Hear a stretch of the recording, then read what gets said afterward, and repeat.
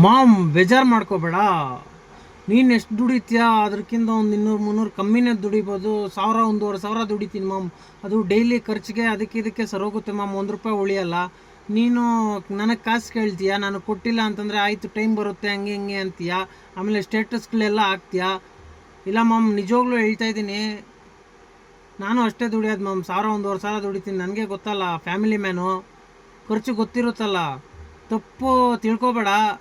ಇವನು ಕೊಡಲ್ಲ ಕಂಜೂಸ್ ನನ್ನ ಮಗ ಅಂತ ತಿಳ್ಕೊಬೇಡ. ನನಗೂ ಆ ಥರ ಐತೆ ಇವಾಗ. ಅದಕ್ಕೋಸ್ಕರ ದುಡ್ಡಿದ್ರೆ ಯಾಕೆ ಮಾಮ್ ಕೊಡಲ್ಲ? ನೀನು ನನಗೆ ಕೊಡ್ತೀಯ, ನಾನು ನಿನ್ಗೆ ಕೊಡ್ತೀನಿ ಅಷ್ಟೇ. ಏನಕ್ಕೆ ಕೊಡಲ್ಲ? ಕೊಡ್ತೀನಿ. ಇದ್ದಾಗ 100% ನಾನೇ ಕೊಡ್ತೀನಿ. ನೀನು ಒಂದು ಸಲ ಕೇಳಿರ್ತೀಯ ₹1,000. ನಾನು ಆ ₹1,000 ನಿನಗೆ ಕಳಿಸ್ಬಿಡ್ತೀನಿ. ಒಂದಿನ ಫೋನ್ಪೇ ಮಾಡಿರ್ತೀನಿ. ಅದು ನಾನು ಫೋನ್ಪೇ ಮಾಡಿದ್ದೀನಿ ಅಂತ ಹೇಳಲ್ಲ. ಸರಿನಾ ಮಾಮ್? ಯಾವತ್ತನ ದುಡ್ಡಿದಾಗ ಕೊಡ್ತೀನಿ ಬಿಡು ಮಾಮ್, ತಲೆ ಕೆಡಿಸ್ಕೋಬೇಡ.